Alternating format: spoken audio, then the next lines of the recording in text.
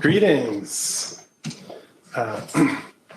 ladies and gentlemen, distinguished guests, VLGS alumni and fellow enthusiasts of clean energy, law and policy. Good afternoon and welcome to the 10th annual Alumni and Energy Symposium hosted by Vermont Law and Graduate School.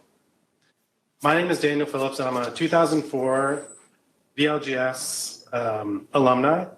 And I stand here before you today not only as your MC of the day and moderator of this renewable hydrogen panel, but also the founder of the Alumni and Energy Group. It's an immense pleasure and honor to have you all with us on this important occasion. And we just learned from the alumni office that aside from the reunion events, this is the largest alumni gathering of Vermont law students. So thank you. Now, before we dive into today's agenda, allow me to take a moment to reflect on the roots of the symposium and the spirit of today's conversation. The Alumni and Energy Group was created as a forum, a space for like-minded individuals to exchange best practices, share insights, and drive forward the cause of sustainable energy. As we gather here in the heart of Washington, D.C., it's impossible not to reflect on the journey that brought us together. Many of us share a common thread, one that traces its roots back to the charming town or bubble of South Royalton, Vermont. For those who've had the privilege of studying or teaching at Vermont Law, you'll understand the unique spirit that embodies every Vermont Law alumnus. South Royalton is not just a location, it's a place where the nation's brightest legal minds converge, share ideas, and nurture a sense of purpose. It's where friendships are forged, where the foundations of a shared commitment to the environment are laid. So with the spirit of VLS graduates, we mark a deep appreciation for nature, reverence of law, and a determination to be change makers that our world so desperately needs.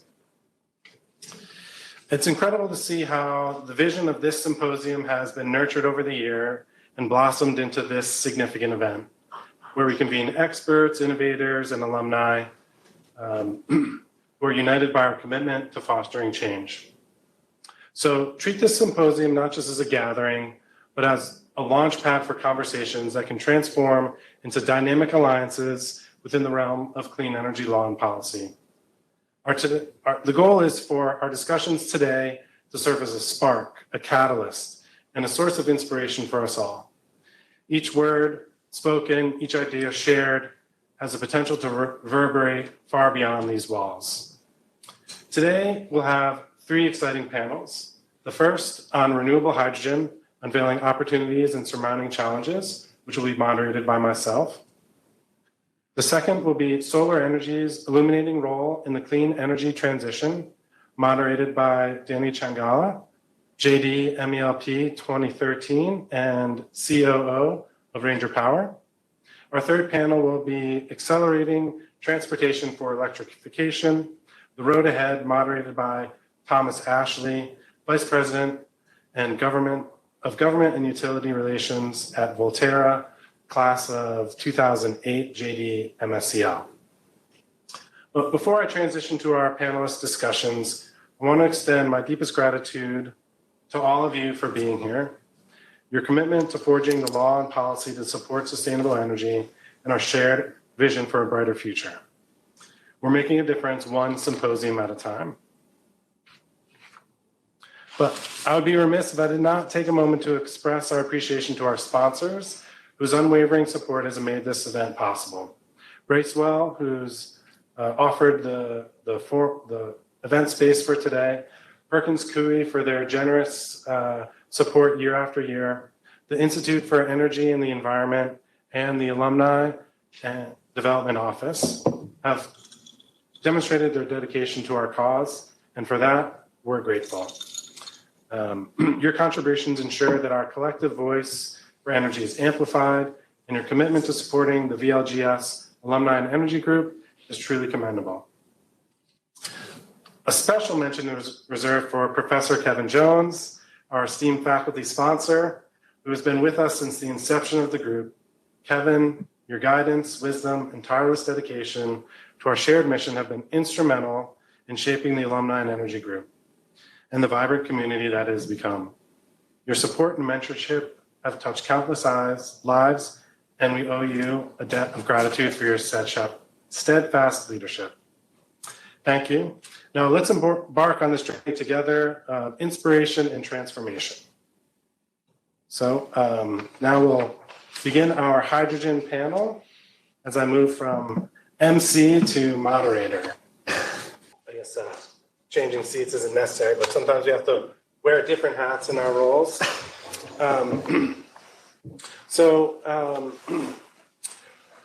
Renewable hydrogen is the focal point for our first panel, and it's emblematic of innovation. It stands as a beacon of hope in the fight against climate change and our collective effort to decarbonize our planet from mobility to hard-to-abate industries. It can be critically called the champagne of renewable fuels, used sparingly only for special occasions, and perennially hyped as the next big thing. Hydrogen is the most abundant element in our universe. Oxygen is the most abundant element on Earth, which is covered by 70% water. Now, new methods of producing hydrogen by splitting water with renewable electricity have the potential to drive the next phase of decarbonizing the planet. Today, we've assembled a panel of industry experts on hydrogen to discuss the present and future. First, we'll do a quick round of introductions, starting briefly with myself and then to each of my panelists. I'll pose a question to each one of you and ask that you introduce yourself and your practice, and then we can have a more thorough roundtable discussion on the topic. Now, you may be asking, why am I qualified to lead this panel? I'm a lawyer who went to Vermont Law School. Well, since 2019, I began working for Air Liquide, which is a French company and one of the global leaders in industrial gas production, who've been producing hydrogen for the past 60 years. I'm currently based in Frankfurt, Germany, where I lead the global team responsible for market development and strategy for our engineering and construction group, looking after energy transition technologies such as renewable hydrogen, hydrogen carriers such as ammonia and methanol, as well as our carbon capture technologies, which allow for the production of low carbon hydrogen. So I get a front row perspective as a technology developer, a global project developer. And I will point out that Air Liquide has been a recipient of numerous European Union Innovation Fund grants, as well as recently being part of 6 of the 7 hydrogen hubs that were just announced. So to my panelists, as we delve into the promise and challenges of renewable hydrogen during our panel discussion, it's my hope that we can explore not only the technology, but also the broader implications of its adoption, considering how renewable hydrogen aligns with or against environmental sustainability goals, how we can ensure its safety, and what policies and regulatory frameworks we can bolster from it. So now I'll turn to our first panelist, Timothy Urban, Senior Principal at Bracewell. Tim, you have a unique position with a tax policy background and are currently involved in many trade associations related to renewable hydrogen. Can you tell us a little bit about your practice and help educate the audience on the breadth of the hydrogen economy? So, thanks very much. First of all, it's a privilege to be here. I would note parenthetically that I feel afflicted by the imposter syndrome because I'm not an alum of the Vermont Law School. Alumni and friends. But that being said, so it's great to be here. I represent sort of the omega of the alpha to the omega kind of scope of subject matter experts on hydrogen as a business and as a matter of federal policy, because I'm a registered lobbyist, which means I'm not a technical engineer or a chemist or an investment broker of any sort. But, for the good and the bad of it, for these ideas to go from being notions to being statute, you have to have companies involved with the government educating the administration and Congress. That's kind of where we come in. My practice here, I'm a tax lobbyist by background. After leaving Capitol Hill, I spent 23 years with Ernst & Young working on renewable energy and energy tax, clean energy. I'll tell you that when I started, it was the equivalent of doing the obituaries in the local newspaper because it was not seen as a very remunerative aspect. Anybody who wanted to make money in energy 23 years ago wanted to do it in oil and gas, not in alternative and renewable energy. So we've come a long way. I think we should all congratulate ourselves a little bit. With regard to hydrogen, I guess I'll start my comments just by saying that, 15 years ago, I got involved in cellulosic ethanol. And the joke was it was a technology that's been right around the corner for the last 30 years. And I feel like that same evaluation can, to a certain degree, be characterized with regard to clean hydrogen and the hydrogen economy. There are a number of people who have been like, the voice in the desert, claiming that eventually we're going to be moving away from fossil fuels and we're going to be moving towards this sort of very interrelated, global, international combination of various technologies where you've got not only hydrogen technologies per se, but you've got things like carbon capture being woven into this and sustainable aviation fuel and products and clean fertilizers, for instance, being made out of ammonia and methanol, and you're going to use methanol that comes from hydrogen to power ships. So it's a big vision. It's been right around the corner for a long time. So the question is, why now? Are people suddenly talking about hydrogen? And I'll step aside just for a second and mention that in our practice we represent the Fuel Cell and Hydrogen Energy Association, which is the sort of duly constituted national trade association for hydrogen energy. We also have the tremendous privilege of representing Air Liquide, a number of other companies that are either make or aspire to make clean hydrogen. We also represent the Methanol Institute, which is very involved in following every bit of what's going on with clean hydrogen. We represent the National Hydropower Association, which is a group of people that run very large electrical generation facilities that very much want to have their electrons eligible to power clean hydrogen facilities, and that's its own kind of deal.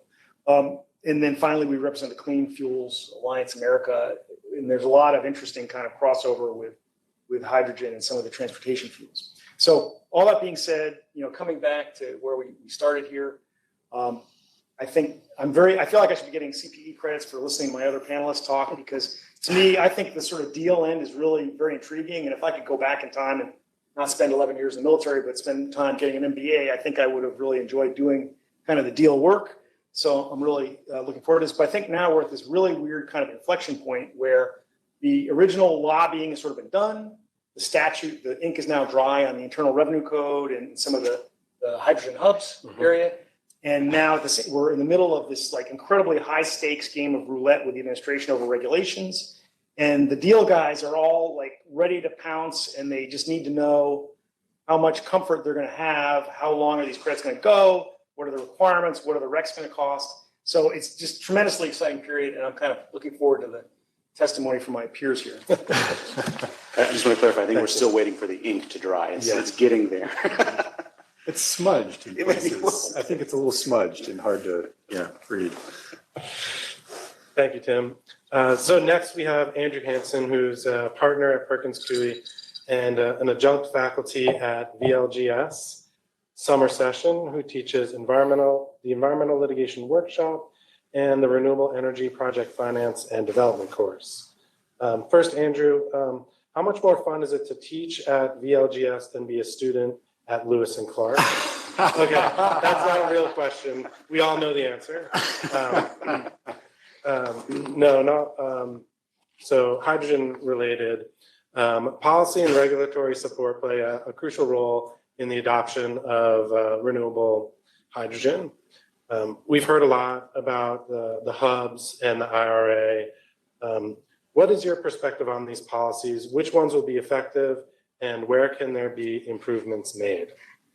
Wow. So I feel like I'm hung up on the Lewis and Clark question for a second. I'm kidding. It's tremendously fun to teach at Vermont in the summers. And the students can sometimes get to see how exuberant I can be on the subject of clean energy and the transition. But I will say that I've been waiting for this for a long time, this being the transition to hydrogen, because I started my career at a nonprofit doing Clean Air Act and Clean Water Act citizen suits in the Midwest after I graduated from Lewis and Clark. And then I moved on to EPA, where I joined the Air Enforcement Division here in Washington, D.C. for a couple of years and participated in the New Source Review, Clean Air Act New Source Review Power Plants Enforcement Initiative, which was an initiative that began in the early years of the Clinton administration targeting utility owners and operators for having made major modifications to their plants without obtaining New Source Review permits that would have required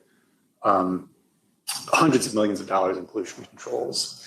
And I spent some time doing that at EPA and then transitioned to US DOJ. Sometimes it felt a little bit like pounding my head against a wall because the utilities really dug in that initiative. And fundamentally, we were just trying to get the coal plants cleaned up because they were burning fossil fuels that contributed to exceedances of national ambient air quality standards in various parts of the country.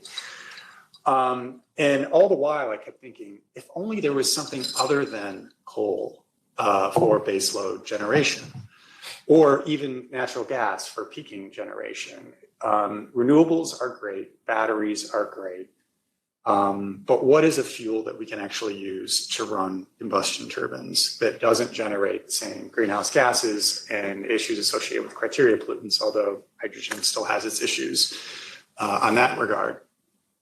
So hydrogen has offered a great deal of promise. And having beat my head against the wall, and then I saw our power plants initiative, some wins, some losses in that, I moved on to working at a utility for a couple of years in-house, a rate-regulated utility in the Midwest.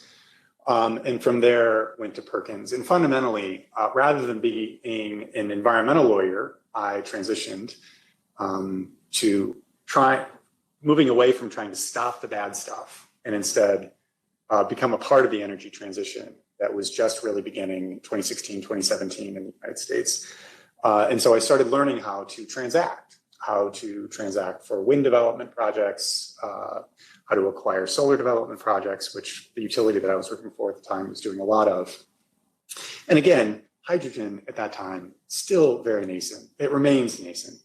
But it was right when the wind and solar boom kind of really took off across the country rather than being isolated in different parts of the country. And then essentially became like a sponsor side energy transactional lawyer, helping projects get developed, helping them qualify for tax credits, including the tax credit regime before the IRA came along. And convincing financing parties, lenders on the financing side, that, hey, we've got a pretty good bundle of assets here that's worth investing in. It's going to qualify for tax credits. All the permits have been received. All the leases have been obtained. And we've got some great supply contracts for components that are going to deliver on a timely basis and still qualify for the project for tax credits. And being kind of an energy development sponsor side lawyer means having to understand all of the ways in which your product could potentially be used, your product being wind energy or solar energy. And then along comes the IRA, and I'm getting to the answer to your question eventually. Along comes the IRA, which kind of enhanced and expanded that tax credit regime and created tremendous opportunities for the growth of wind, solar, batteries, and other forms of renewable energy, because that is how you make hydrogen green. That's how you make it renewable. And that is like the 30,000-foot overview of the issues associated with renewable hydrogen right now. Where should it be located? Meaning, what is your geographic proximity to your renewable resource, right? How close should it be? Does the renewable resource have to be new? Does it have to be additional rather than something that's already existing on the grid in order to make hydrogen green? And The last issue is, oh my God, additionality, geographic, matching, the time matching. When does the energy, the green energy, have to be generated in relation to when the hydrogen is being produced through electrolysis? Those are what's called the three pillars, and that is the central aspect of the policy debate and how we should subsidize hydrogen under the Inflation Reduction Act. The law doesn't actually speak to any of those three issues. Hands of the IRS right now to decide. There have been hundreds of comment letters that have been submitted on that topic. And we're just waiting to see what the IRS is going to do. Because if they say, well, we can play out the various scenarios, but if they take a very stringent view, that will hamper the hydrogen industry. If they take a really expansive view, that might foster the hydrogen industry, but be counter to the goals of the IRA by actually creating more carbon pollution rather than less. So there's lots to discuss in there. And then separately are the hydrogen hubs. And that, the central issue with the hydrogen hubs, DOE just awarded $7 billion to fund, I think, 6 different hydrogen hubs around the country. I get the numbers wrong, like something like that. Seven, thank you, 7. And Josh can speak more to this, but what are the end uses? When we set up all of this hydrogen infrastructure, what are we going to use the hydrogen for? There are good end uses, in my opinion, and there are less good end uses. And with that, I'm going to tee it off to Josh. Thanks. Thanks, Andrew. So our next speaker, our next panelist is Joshua Belcher, JD, MSEL 2008, who's a partner at Holland and Knight, as well as an adjunct faculty at the VLGS summer session, who teaches a class in offshore wind permitting. So Josh, I'd love to, if you could share a little bit about your practice with the group here. And also, when we look at things like the hydrogen hubs, these 7 awardees are not truly single entities. They're a conglomerate of a number of different large and small corporations. So we're seeing that collaboration is key to advancing hydrogen technologies and transitioning to renewable hydrogen, to invest in the necessary infrastructure required to support this development. Can you help and share some examples of successful partnerships and initiatives that have accelerated the progress of hydrogen from your perspective? Sure. No, thanks, Dan. Yeah, and thanks everyone for being here. Thanks for having me. It's a pleasure. So, as Dan said, I'm a partner at Holland and Knight. I sit in Houston. That's where I'm sort of based. Although I did practice in DC for about 6 or 7 years at the start of my career, and then back in Texas, where I'm originally from, about the last 9 or so.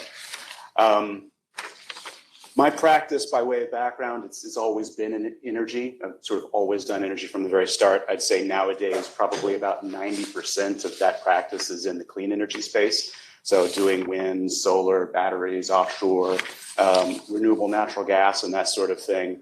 And I would say I sort of bucket my practice into sort of 3 different buckets. One is energy project development. And so I spend a lot of time working with clients who are developing energy projects across the board. And that's sort of helping manage a team to do everything from sort of, site, securing site, land leases, et cetera, entitlements and permitting, and through to commercial contracts for, equipment supply and EPCs and the all critical offtakes for financing purposes. Then sort of help get them involved in the financing process. Then ultimately, at some point when they're ready, they may be selling those projects. So other than the energy sort of project development space, and I do a lot of M&A work, buying and selling projects and portfolios. And then sort of the third bucket where I spend a lot of my time these days is actually in corporate sustainability. And so I work with a lot of companies, mostly in the corporate side, who are looking to procure renewable energy to power their operations, and whether that's through electricity, they're buying renewables to either feed specific manufacturing facilities or data centers that they have operating across the globe, or they're looking to sort of green up the aggregated energy usage in their portfolio but that a lot of them actually do source directly renewable natural gas and other clean fuels as part of their operations and as feedstocks for the products they create. So spend a lot of time working with those companies, helping them negotiate these offtakes and other arrangements. Sometimes they even develop their own projects to source the feedstock. And so spend a lot of my time, dealing just buried in contracts and working with. I mean, too many different. Swimming. Yes. But so to get to Dan to then sort of transition to your question. I mean, as a firm, we're involved representing multiple parties and at least 5 of the hubs at different levels. We're also representing a number of parties who are outside of the hubs, working in the margins, who are very much interested in either procuring the hydrogen that's eventually produced or otherwise providing services to the burgeoning industry.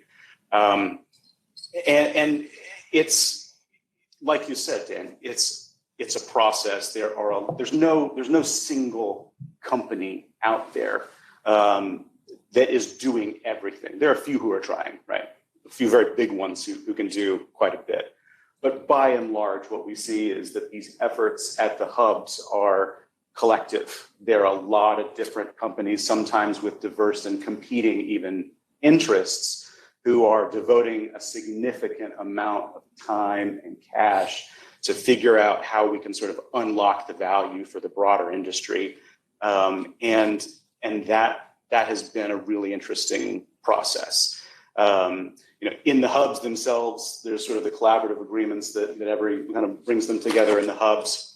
But even outside of that, I've been spending a lot of my time, probably in the last 6 months or so, helping formulate joint development JV arrangements amongst parties who are either producing equipment that produces clean hydrogen, that produce the electricity that would power that equipment, so the electrolyzers, helping companies figure out who are going to do blue hydrogen, which is, effectively you're creating it from methane, but ideally RNG, renewable natural gas, and then also applying CO2, carbon capture and sequestration to capture the CO2 out of the stream. So you've got blue hydrogen, trying to figure out, okay, where are the ideal locations for this? How do we apply the technology? Where can we, pump the CO2 economically? What do we need to do from permits, class 6 wells and everything? But you have all of these different companies that cover different components of those processes, trying to figure out, okay, how can we collaborate on different business opportunities to create facilities in regions around the US where we can actually make this work. And so it's been, I'd say it's an interesting process, but rewarding, because it really, and this is actually something that I was thinking about earlier. It fosters, I think, just a creative sort of explosion amongst parties, because this is all hard to figure out. We're still very much in the early stages. All the questions that Tim and Andrew were raising about what is the policy going to be as it continues to take shape. We're still making, we're representing companies that are making large investments on the front end, still trying to figure out what ultimately sort of the policy landscape is going to turn out to be. So we're having to have multiple conversations about how we navigate that collectively and collaboratively while we're waiting for all of this to come together, and gaming out multiple scenarios, right? For what could the future bring? And we're all sort of sitting there, sometimes just really spitballing, like, okay, what do we got to do? And I find that's invigorating. It's just the creativity that comes with sort of this very front end development of this industry, just sitting around, with clients and colleagues and saying, hey, what's this going to look like? What can we make this? And, what do we got to do to make it happen? Thanks, Joshua. So, when I read between the lines, when you say swimming in contracts, I read that as lots of billable hours. So this is a great development for the attorneys here. Now, for the lobbyists, for those of us who aren't DC insiders, what's going on behind the scenes at all the steak dinners and conversations that are happening regarding the implementation of the IRA? And this is geared towards you, Tim. I appreciate that. So I guess to give you a little context, in the development of any federal energy legislation or rules, there's kind of two terrible things that need to be avoided. The Scylla and Charybdis, or whatever they used to say in the ancient world, the two whirlpools you had to steer your ship between. The first is the government needs to keep the businesses that are sort of the apex predators from taking control of the policy and basically writing it in such a way that it inappropriately directs all or much of the federal benefits to small sort of group of oligarchs. You know, I'm not going to name any large oil and gas companies or large utilities, but some may present themselves to you as, you know, these sort of apex predators that if they could would basically, you know, use campaign contributions and all the other influence that they make to, you know, influence administration officials and members of Congress and senators and write the rules in such a way that they really push out all the little guys. So that's one problem. The other problem, which is also very, very significant, is allowing the environmental community to allow basically the excellent to be the enemy of the good and to write sort of aspirational rules or legislation to the extent where it completely quashes any short-term development. And there's one anecdote I love to tell a story because it sort of is illustrative. At the same year that the Congress created the wind production tax credit, which was tremendously effective, and if you fly over the East Coast of the United States, you will see windmills all over the place that are a direct result of Section 45 of the Internal Revenue Code. They also created something called the biomass energy production tax credit for electrons that were made from combusting biomass at certain types of facilities to make electricity. Now, after the committee voted at the Ways and Means Committee to approve this biomass credit, some scientists and environmental advocates somehow got their fingers into the pie as the description of the bill was being written, and it was rewritten as the closed loop biomass production tax credit. So this is like my favorite story. So instead of being biomass, which is laying around everywhere and collected as a very low-cost commodity to avoid forest fires and, you know, waste removal, the rule was written by the environmentalists that to be eligible to get this production tax credit for making electricity from biomass, the biomass had to be grown for the purpose of making energy at an energy plantation, and all the biomass, every bit of it, had to be used for the purpose of making energy. So you couldn't do anything for the, like you couldn't like grow sugarcane and then burn the bagasse because that would be violating the rule. And because of that, literally for 25 years, nobody in business ever took a penny of this credit because it was so convoluted that it was just uneconomic to do it. At the same point, people were building scads of generations of windmills because it was economic. And because of that, the technology in the windmills evolved. They became more efficient. They got bigger blades, more efficient. You know, so it was like the success story versus the disaster. And the disaster, I lay completely at the feet of the U.S. environmental community because that's what they do when, you know, not checked. So in terms of hydrogen, as we said earlier, the pages of my Internal Revenue Code have dried. The ink is dried. The statute's there. But unlike almost any previous bit of tax legislation, the members of Congress and the senators, to some degree intentionally and some degree unintentionally, wrote the rules ambiguously enough that it would require a vast amount of rulemaking by the Treasury Department and the IRS to promulgate these proposed rules before investors could really get a clear vision of what pig in a poke they were buying. And so what's interesting is that the Treasury Department is not chock-a-block with environmental scientists and engineers and people that wake up in the morning looking at GREET models and tables and things like that. So although nominally you can suggest that the IRS and the Treasury are writing the regulations, really every one of these IRA rules is the subject of a multidisciplinary group of cabinet officials from, you know, you name it. Like, for instance, the Sustainable Aviation Credit, which is Section 40B, the multidisciplinary group goes from all the way from the USDA to the Department of Transportation to the FAA, to, you know, blah, blah, blah, blah. They've got like 7 different administration agencies, all with their fingers in the pie, with the idea that these people, they do have subject matter experts on, in this case, aviation and liquid fuels and things like that. And they will give Treasury basically a memo that will present sort of the administration's scientific and policy thrust, and then the Treasury and IRS lawyers will write the actual regulations.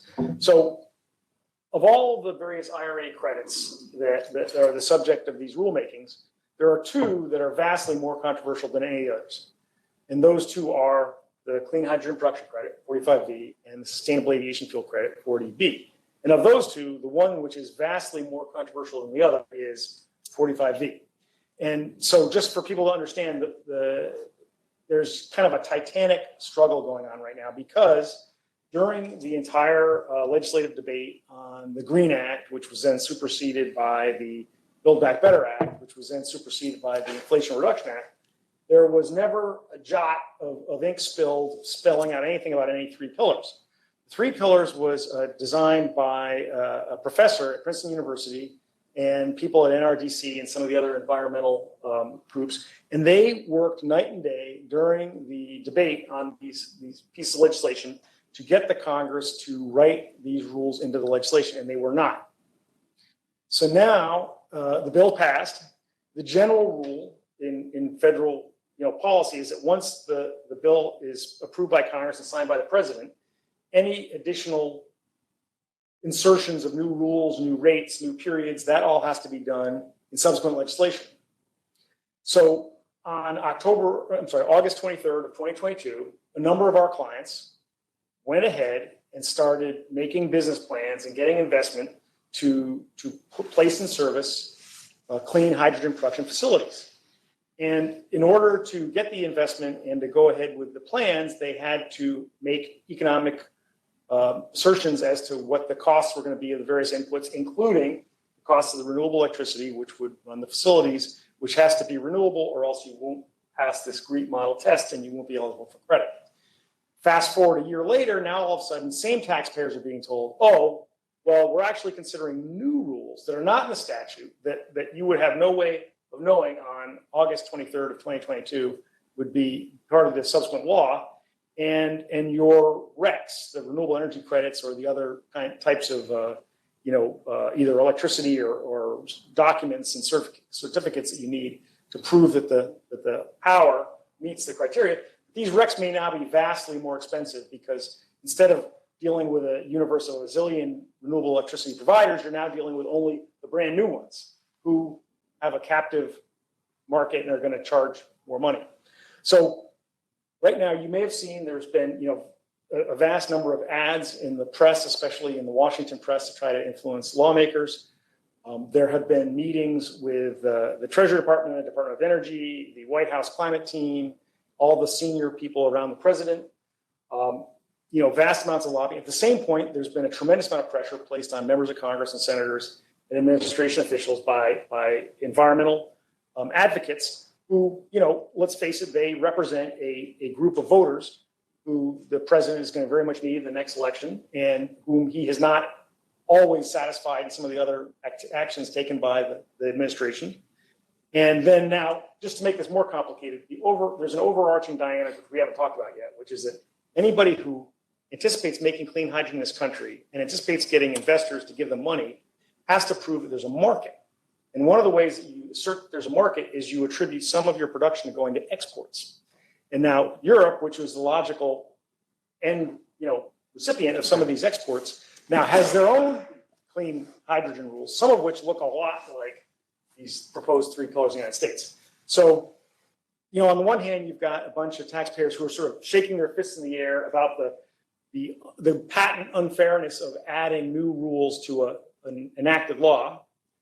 But then on the same hand, you've got those same taxpayers who are confronted by the fact that for them to sell their hydrogen overseas, they may very well need to comply with many rules. So there's a lot of back and forth going on right now over the fine print. Yeah, and we're seeing projects that were being penciled out a year ago actually being publicly announced that they're now on hold because the timeline for these regulations and how significantly it impacts the overall economics of each project. So Tim, when do we expect to have, as just a follow-up question, when do we expect to have the Treasury rules announced? Well, sorry, we're talking about this behind the scenes. There's a gambling on the edge of their yeah. seat, right? So the one clue that you need to know is that the rules will not be announced until I'm on an airline flight Right. which will be up in the air long enough for the rules to be announced and for all of my competitors to get the rules and send them out to all of my clients. Right. So that hasn't happened yet, which is why they haven't been announced. But in all seriousness, Scott Arsenault, who is a Deputy Assistant Secretary of Treasury, spoke just the other day. And he, while the administration never makes promises, he hinted that they were still on track to publish the notice of proposed rulemaking for 45V before the end of this calendar year. But he left the administration a exit by saying that if indeed there was a conflict between the House and the Senate on funding the government, and if the government's shut down, and if that affected the operations of the Department of Energy and all the people who were working on the rules, that could indeed push the 45V rules into January or beyond. Which is awfully convenient since the rules were actually due in August of this year. So it's a little rich to blame the government shutdown for being even later than you already are on rules that were supposed to be promulgated. But maybe that's It's a tangled web, but as Andrew indicated, everyone is sitting on the edge of their seat, waiting for those to come out because the full value chain from the electric production to the clean hydrogen producers, to the carbon capture folks, to the end users, to the people who would be changing their infrastructure to incorporate hydrogen are all waiting to see what happens. So, we can learn from the past, and sometimes we're doomed to make the same errors, but for Joshua and Andrew, you guys both teach a course related to offshore wind and wind financing. So what can we learn? I think Tim alluded to some of this. What can we learn from past rules from this industry, offshore wind, when we've seen the challenges of people canceling projects even as of this week, large East Coast offshore wind projects. What can we learn from the offshore wind law and policy debates and apply those to the hydrogen landscape to ensure that we can successfully launch this technology? I'll go first. Because it's a softball. Yeah, no, that's a good question. Yeah, I thought you said nothing but softballs this whole time, Dan, and I'm appalled. No, that's interesting. I think it's like so the way I think the way I come at it. So it's a slightly different beast, right? When we're talking about sort of the tax policy behind, at least the way I usually come at it, because I'm not a policy guy. I'm the projects guy, and I do permitting on the offshore wind side and for other projects. And so, like, my perspective, at least at the federal level, is, I think more of the 585 rules that go to the whole leasing and project development program for offshore wind. And, despite a few flaws, I think the original program was pretty good. But I think over the years, and they recently did an overhaul on some of those rules, providing more flexibility in how the government administrates that program. And I think the big takeaway in my mind for that is a recognition that no two projects are the same. And so you need to have flexibility. You need to give the agencies flexibility to implement projects as they see fit, as long as it meets certain environmental and other standards, right? But there needs to be some play in the rules to help facilitate getting projects done. The issue in my mind, with offshore wind, and this is not the views of Holland and Knight or they're my personal views, but I think that, listen, what really drives offshore wind, for example, are the state programs mandating procurements of certain volumes of offshore wind. And they stepped up to the plate admirably.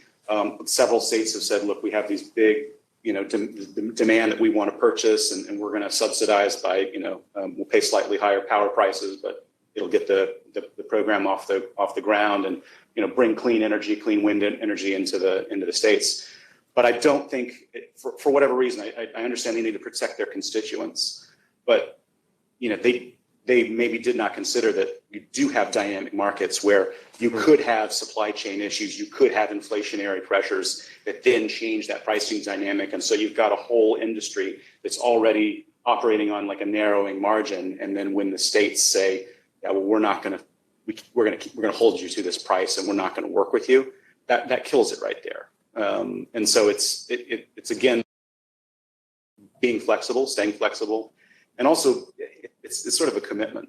I mean, are you going to stand behind and foster these? Because these projects that are multi-billion-dollar projects, hydrogen's the same way, you know. Yep. We're not just talking about a few $100 million to get something off the ground. We're talking about billions of dollars, multi-billions, and you need long-term, consistent policy and rules to help support that. So I don't know. No, I think that's a great answer. And if I were to interpret what you're saying as it relates to hydrogen, what you're saying is these three pillars, we need some flexibility on the federal level, but then we also need the states to come in with their own policies to help support that. So when we look at California that has the low carbon fuel standard, we can see how quickly California is going to be the first market for hydrogen for mobility because of the combination of both the state and the federal policies. So it's the combination of both really that come into play to launch the industry.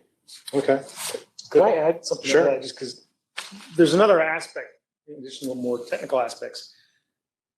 Wind generally and offshore wind specifically has always been sort of a very progressive cause. And there are people on Capitol Hill who would tell you it's as much of a religion as it is a business, right? Hydrogen is vastly different in that while you do have your like super green hydrogen, sort of crunchy, committed progressives, you also have the country's biggest oil and gas companies making huge investments in hydrogen as a business matter, not because they want to go to, cocktail parties in West Hamptons and talk about it. It's because this is the way they think they're going to make money. And so if you look at the Congress and you look at the demographics, hydrogen has an ability to reach out not only to the kind of blue blood, progressive, greeny offices, but also to people in the, Texas, Oklahoma, Louisiana sector and speak their language as well. And so from a long-term perspective, as the politics in the country go up and down, they're, I think, better insulated from a backlash if, for instance, if Republicans take the White House or majority or state houses because they have people sort of speak their language. Yeah. That's really interesting. I mean, the first thing on offshore wind too, I'll just note, there's no substitute for cheap money in the economy. Like high interest rates and supply chain issues are killing offshore wind right now. Ørsted, I think in the media just announced that they're going to eat $5.5 billion for projects off of New Jersey that are getting canceled. New York has said no to cost increases for the offshore wind projects off that coast. And that's mostly driven, in my estimation, by the global economy, inflation and high interest rates and supply chain issues, the war in Ukraine, now the war that risks getting to a larger regional war in the Middle East. All of these kind of factors have created a bit of a storm in economic markets that are making it difficult to move forward with renewable projects, including offshore wind. And I mean, one question you can ask is hydrogen going to be exposed to those same economic pressures and factors, given that not a lot of shovels have been placed in the ground yet, and we're on kind of a longer trajectory. Well, one lesson I will say from what I know of offshore wind, which by the way is not a lot, especially compared to Josh, is we cannot have permitting timelines for hydrogen that extend 5 to 7 years. That's never going to work. And if anything, that is one place where the administration could really step up its messaging and clarity and saying, we're going to do this quickly. We're not going to do this slowly. And that's through NEPA categorical exclusions or flexibility under NEPA. It's through quick approval of these 4 kind of go, no go decision points in the hubs. It's moving quickly and sending a message of speed. We're literally at 0 right now in hydrogen, green hydrogen in the US, maybe slightly above 0. And we're going to go from 0 to 60 in the span of hopefully 10 years or less, which is fast. If you look at the energy transitions that have happened in US history, right? Like we started with a monopoly utility model, in the early 1900s, And then we had I think the Public Utility Holding Act in the 1930s, which evolved the regulatory compact. And we had, in the past, a very decentralized electric generating system and energy system in the US. And then it gradually became more and more centralized. And then, and we stopped powering homes and lighting homes with manufactured gas and switched to coal in the 1950s. And we thought, 1950 through 1970, that's great. We're going to build coal plants left and right. It's cheap electricity.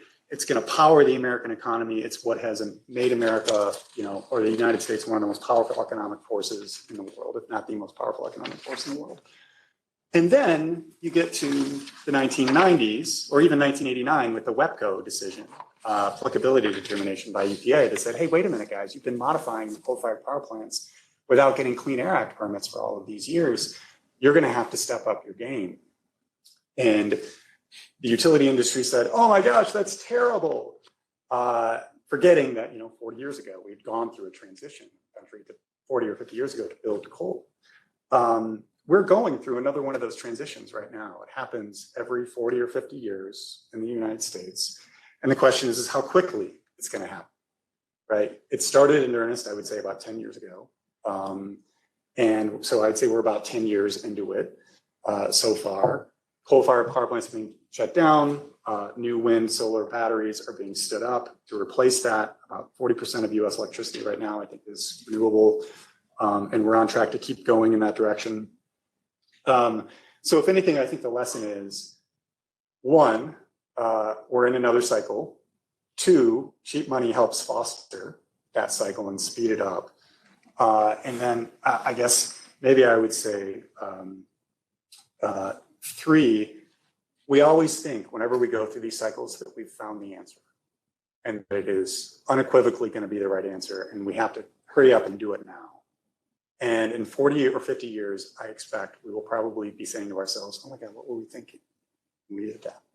And that's a little bit of that's inevitable, but if you're thinking 40 years out and how this is going to look, and think about whether we made the right or wrong decision to move toward hydrogen, we are making a lot of those kinds of consequential decisions right now with the 45V guidance. Are we going to regret that we moved to hydrogen, or are we going to say, through finding the right end uses, that this was absolutely the right choice, and glad that we did it? Yeah, it's really interesting. The timing is critical. We already talked about the delays on the rulemaking, and we've been focusing a lot on renewable hydrogen, but there's also what they call green hydrogen. There's also low carbon hydrogen, which is also known as blue. Blue hydrogen requires carbon capture. And Josh, you alluded to the Class 6 well permitting. When we talk about the timeline for that, I think there's something like Class 6 or 8 Class 6 wells that have actually been permitted? US, yeah, that have been permitted. I don't remember the last count, but if there's 6 now, I think 4 of them popped up in the last year because let's see. Well, Tim was on the plane. Tim was on the plane, yeah. The government is still working on it, and I've heard that there may be an intentional sort of delay in delegation, but the feds control the Class 6 program right now. There are a handful of, I think, 3 states that actually have primacy to implement Class 6, and several others who have applied for primacy. So we'll see if that process accelerates at all as we go through that process. I mean, North Dakota and Project Tundra got their Class 6, so they're continuing to proceed forward. So. We'll see, but that's gonna have to be a process. Permitting generally, right? I mean, you've got these big ones like Class 6, which are already at 24 plus months to kind of go through the process. And as EPA and the states implementing get more familiar with these projects and get more comfortable around the risk profile of sticking supercritical carbon dioxide underground, we'll probably see these things speed up a little bit. But there's so many more, processes that need to be sort of refined and reformed in order to really accelerate the development of hydrogen projects at the rate you'd need to actually sort of bring everything to market in a timely fashion. Yeah, and there's the federal rules, and then we know that none of these projects are happening on federal lands. They're all state-owned lands or private property within a specific state. So it's not only the federal, but it's the state and local regulations. How can one navigate all this tangled web? Is it? Yeah. Well, I mean, it's a good point. I mean, there are a number of groups, and we're collaborating. I've been collaborating with a number on trying to put together consortia to examine sort of the hot areas in the states. You know, and a lot of great minds are looking at the feds right now and the federal laws. There needs to be a lot more focus, I think, right now in the state and local sphere, because you've got an incredible variety of approaches in different jurisdictions to how this infrastructure is or is not permitted. You know, who's going to have jurisdiction over hydrogen lines or anything else, depending on where they go, how they run, what's going to be required for this. And if I could, I'm as a utility regulatory lawyer, I'm waiting for the slug of pipeline docket applications to hit state regulatory commissions that are dedicated to hydrogen or they're retrofitted to accommodate hydrogen in some way. And I think that's when you're going to see a lot of public engagement. When somebody hears not just pipeline, but hydrogen pipeline running through, quote, their backyard, you're going to see some resistance. That has the potential to create things that slow things down. So I think it's a brilliant idea if there is some sort of consortium or advocacy group that is working in the states to kind of prepare that landscape, that regulatory landscape for the regulatory commissions. Because if you go to any P docket, at least in the Midwest, and you say oil pipeline or natural gas pipeline, get ready. You are in for a fight. Or CO2. Yeah, or CO2 for that matter, which is happening right now. Yeah. You're in for a fight, and part of that is pipelines and gases, and part of it is I think just a lack of a general knowledge, including just a lack of general knowledge about what hydrogen is going to be used for. Like most people don't even connect that. When you say oil or natural gas, you think home heating, or you think refining, and most people would understand that. If you say hydrogen, people are like, well, what are we going to use? What's that for? Why hydrogen? Are you guys like going to make hot air balloons, or what's going on? And if you can say, no, this is hydrogen actually that will run our peaker plant for the utility, or this is hydrogen to fuel fueling stations for a fleet of trucks, heavy duty trucks, and the main application is going to be the trucking industry, or this is hydrogen to help companies decarbonize by running their industrial boilers or generating process heat through combusting hydrogen.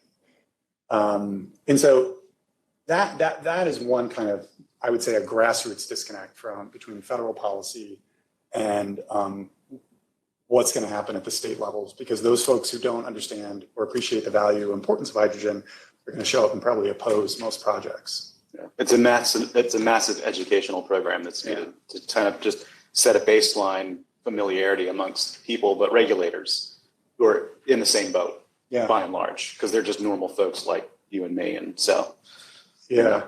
Well, and I'll also say, just like the environmental groups, as Tim alluded, some of them already hate it.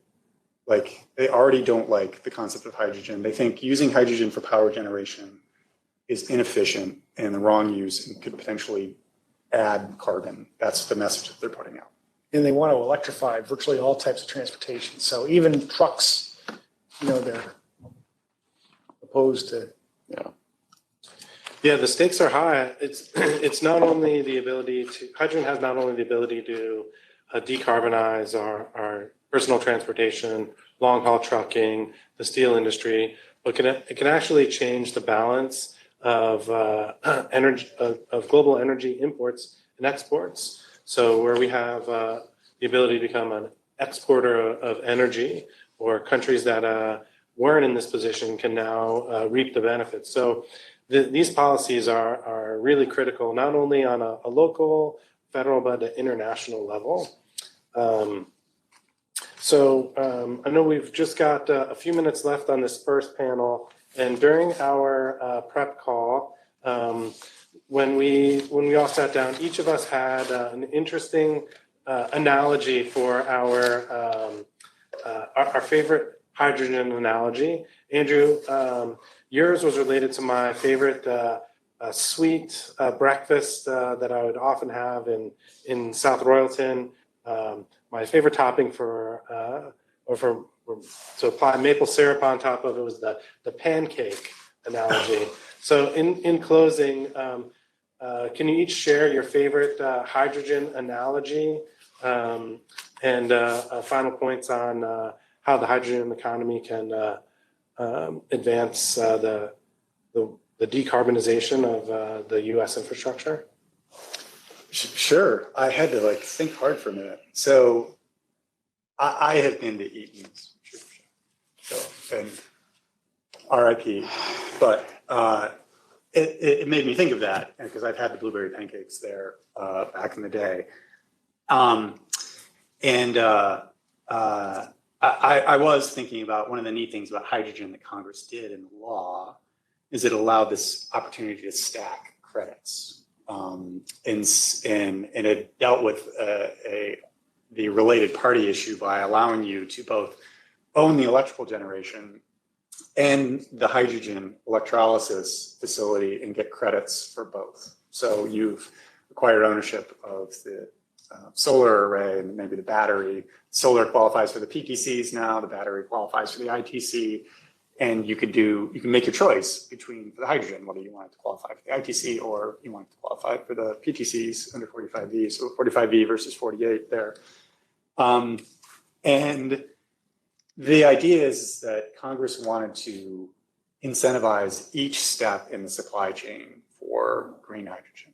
The only way to really make hydrogen green, I don't want to say the only way, but the main way to make hydrogen green is through renewable energy. So they wanted to make sure that developers of hydrogen could also take advantage of the main input associated with making green hydrogen. And so you can stack them on top of each other. And then, in theory, and Tim can set me straight here because he's the real tax lawyer, the hydrogen that you could make could then be used as a feedstock for making aviation fuel, which is also subsidized under the law, under 45Z. So you could have almost a fully integrated hydrogen supply chain held by just one company claiming a host of potential credits. Now, don't take my word for it on 45V or Z, but that's the idea, touching every step along the way, which I think is exciting. And I just have to say one other thing. The IRA. This is not for Tim, this is for me. I have a 6-year-old and I read my 6-year-old stories every night. And when it's time to go to bed and we're finished reading the stories, well, first our step is we do Legos for 15 minutes, okay? And then 15 or 20 minutes to settle down. And then we read a story. And then I turn off the light, and say goodnight. And the room is dark. And I have to get from my son's bed to the lit hallway in the dark over a floor of strewn Legos. That is how I imagine right now the Inflation Reduction Act. The lit doorway is the 3 kilogram subsidy that you could potentially get. That's the promised land under 45V.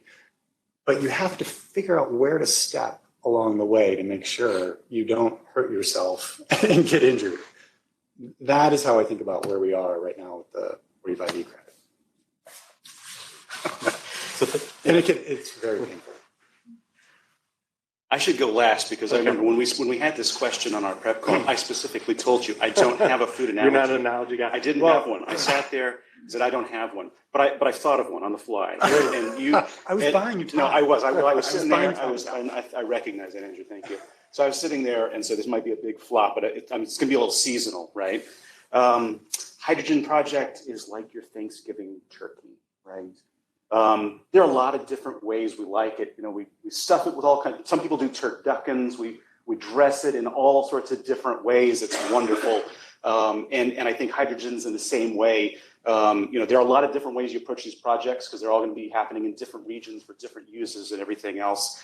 But one thing is critical in cooking turkeys, as it is in developing hydrogen projects. Timing is everything. Timing is everything, right? And in terms of sort of, I don't know, the question was accelerating decarbonization and sort of the key, mean, I think the key word is sort of, I don't know, certainty. We need more certainty, and we've got, specifically, we need more certainty. Well, we're getting there, hopefully soon, on the supply side with the policies that are going to help make the product as inexpensive as possible and drive the prices down. But we're still looking at the end use, and we've talked about it a lot. What are going to be end uses? What are the off takers going to use this for? How are they going to use it?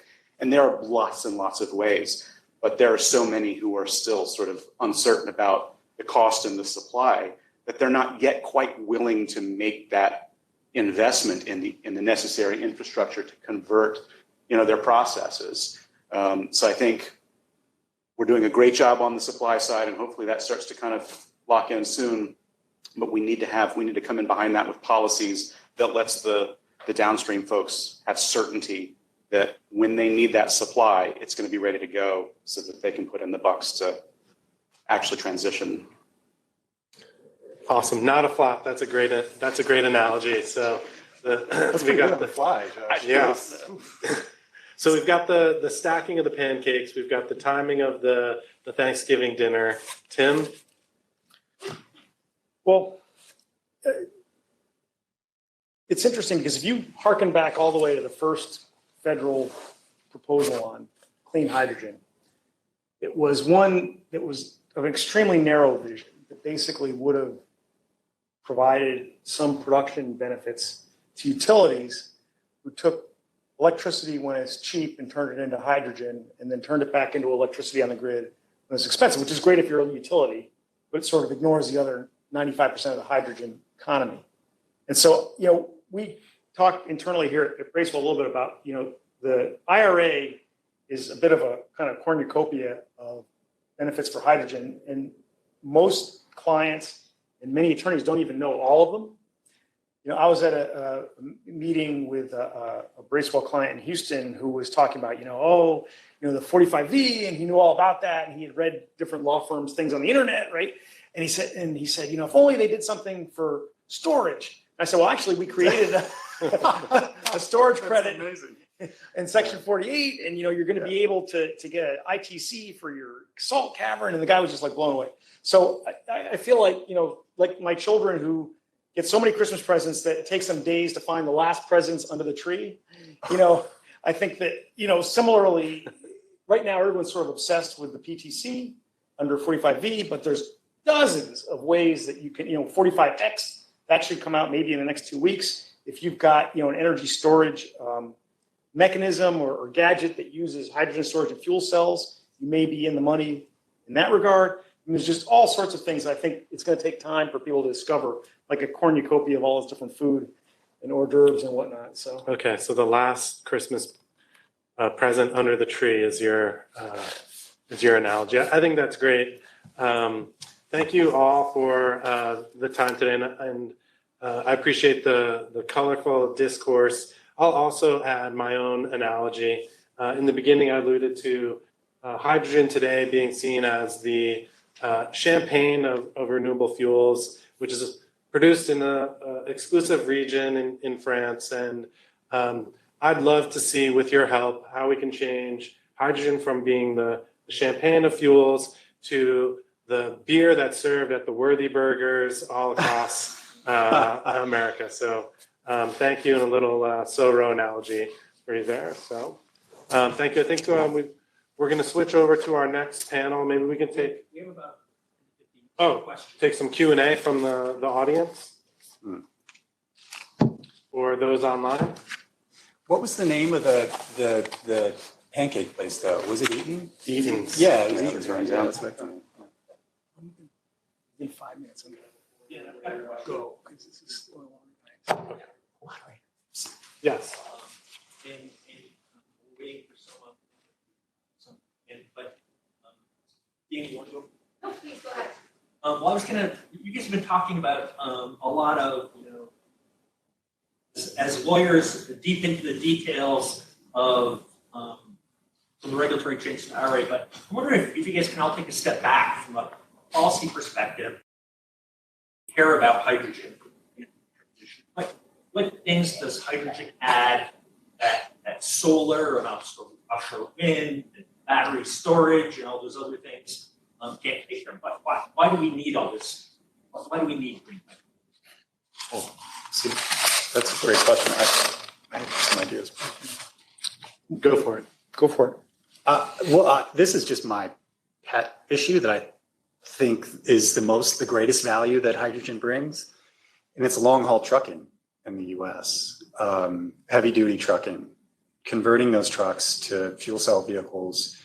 Crazy range on the vehicles if the technology matures, but you don't have any fueling infrastructure for it. California, to my knowledge, is the only state with any meaningful hydrogen fueling infrastructure, and even that's only like 60 stations or something.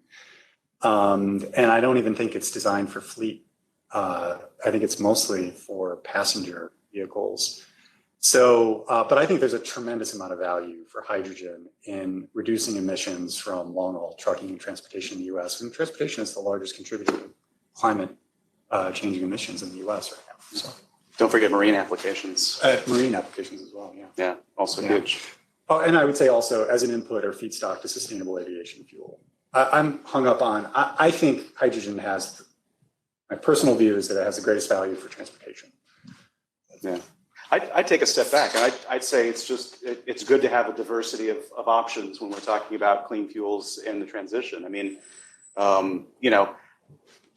taken out of context, saying all of the above strategy is not necessarily what folks want to hear. But I mean, when it comes to having multiple options in terms of clean fuel that can sort of power our economy and what we do, I think we need to give more technologies, more fuels a shot, right? Let the market sort it out. I mean, to a certain extent, we're going to subsidize, and we already do subsidize a number of different energy options. Let's see how creative the market can get, the businesses can get with technologies. What can we do? And eventually, we're going to have probably a clear winner. Maybe not, though. Maybe because of where, by virtue of you can do wind or solar or what have you. It's just we just need to have the options to power different parts of our economy, different parts of our globe. Yeah, hydrogen for me is really important because it's able to impact the hard to abate sectors. So yes, we mentioned transportation, light duty, heavy duty, potentially even aviation, but there's industries such as steel making, and this is an area where hydrogen can be a key to decarbonizing this. And it's also a product that can be easily transformed into carriers, such as ammonia or methanol, that allow it to be transported across countries and used in different industries. So, one day we may see renewable methanol going into the chemical complex that makes the Lego that Andrew is trying to avoid walking down the hallway and stepping on. So it's really vast in where it can, the industries that it can impact, and it complements things, Kevin, such as solar and battery storage. So it really helps bolster those industries as well. So I think that with regard to hard to, decarbonize, I think we've all kind of beaten that one pretty well. But the one other additional benefit, I think, of hydrogen, I don't know if anyone remembers, there was a period like a decade where one of the big oil and gas companies had constant, a ton of these commercials for algal biofuels. And it turned out that almost all their interest in algal biofuels was the commercials. Because it really wasn't a feasible or practical thing for a multi-trillion-dollar, company to suddenly, for that to be their off-ramp from conventional energy into the clean energy economy. I personally think that if you look at the investment trends, that hydrogen is the first legitimate opportunity for our entire conventional energy infrastructure to find some way to get off of oil and gas in the conventional sense, in the carbon emitting sense, and make a transition into a whole new energy economy. And part of the federal government's responsibility is not only to the green startups in Cambridge, Massachusetts, but it's also to the companies that employ tens of thousands of people in Houston and making sure they've got something to do. And this is a plausible thing, I think, for them to do. They can make money and participate in the new economy. It's a really fun argument to have over what are good end uses and what are not good end uses for hydrogen. Some people could say that every use of hydrogen is good. Others in the community might say, no, there's only some that are good, others are bad. And I look forward to having shouting matches with anybody who's willing. I'm kidding. Discussion about that. It's a fun topic. Great. I was going to ask a different question, but Andrew, I want to sort of pull the thread on what you said. What would be a arguably bad use, end use for green hydrogen? Oh my gosh, there's a few that I've seen kind of bubble up. Some people object to the notion of green hydrogen used in oil refining, for example. There's a lot of criticism about, which I'm not, by even raising this, I'm not suggesting that it's valid, about using hydrogen in power generation because of the lack of efficiency of hydrogen compared to other types of fuels. However, that I think, as Tim said, and said it really well, that I think is environmental groups really making the excellent the enemy of the good in that context. And I assume those are fossil fuel generation? Yeah. So you're using hydrogen to spin a combustion turbine, but its efficiency, from what I've read, goes down compared to natural gas, even if the carbon emissions go down. So, and also hydrogen still has other pollutant issues associated with it, but those are all surmountable.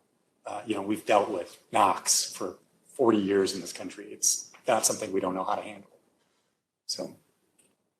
Thanks. Yeah, and fostering the development and seeing where these technologies reach broadly into the market is really interesting. What Tim doesn't know is I used to actually work for an algae biofuel company, and so we were doing it. There are interesting things that happen. In fact, I noticed the shoes that you're wearing today, the Allbirds, are actually a spin out of some of the employees from that company who developed a completely sustainable shoe. So supporting the entire economy and fostering this innovation, I think, is great. And I'd love to see it happen with hydrogen. So thank you all. Dan, we do have a couple questions. We got Okay.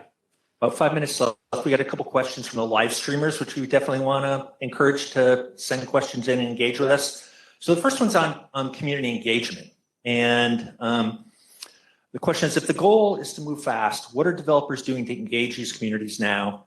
The education is equally important to the progress. Yeah, that's a great question, and I think in a lot of senses it's probably a little bit too early to say exactly what the developers are doing. I think we're still sort of working on projects super early stage, but I think there's no substitute for getting out in the community as early as possible, hosting meetings, bringing information to folks so they understand sort of the implications of what's going to be coming to their communities. And giving them a chance to sort of air their concerns and engage with project developers. Yeah, that makes sense. And our final question, does the U.S. have the potential to export clean hydrogen? Could we become a clean hydrogen exporter? Yeah, I think we've touched on that. We won't see the export in the form of, or potentially in the form of liquid hydrogen, but in the hydrogen carriers, ammonia and methanol, because when you transform hydrogen into these carriers, it becomes more energy dense, easier to transport. And if we have ways to produce inexpensive solar power and cheap green ammonia or methanol on the Gulf Coast, then why not? And new ships are being converted to run on the methanol. So if you have a ship full of methanol, you can also run the ship on the methanol. Maersk, I think, just bought 5 of them. Yeah. Great. And actually, that makes me think of a question that ties into the earlier comparison with offshore wind, that one of our alum who was talking to us about some of the potentials with floating turbines and the challenge of transmission infrastructure for offshore wind. So one of the things that one of our alum had talked to our class about was the potential for having offshore wind directly produce hydrogen as a fuel rather than connect it to the grid and produce electricity and grid electricity. I'm just wondering if Josh or any of you have talked to any developers that are looking at that or seen any of that. they're absolutely developers. That's what they're focused on, especially in the Gulf, because I mean, from an offshore wind perspective, I know there's, we've had some Gulf leases that kind of fell on their face because I think people are struggling, like, what are the Gulf states going to do in terms of supporting offshore wind? Nothing. They haven't been. But that is a use that I think, a number of developers are looking into, and they're, seriously thinking about, okay, how can we directly pull this energy right into our processes? It's also conveniently, located in the Gulf. So next to ports where you've got, again, potential, use in maritime applications down the line. And then, as Dan was saying, as you sort of convert it to methanol or ammonia that's easier to ship, that's a way we can kind of take the density of that energy and then export it potentially. Great.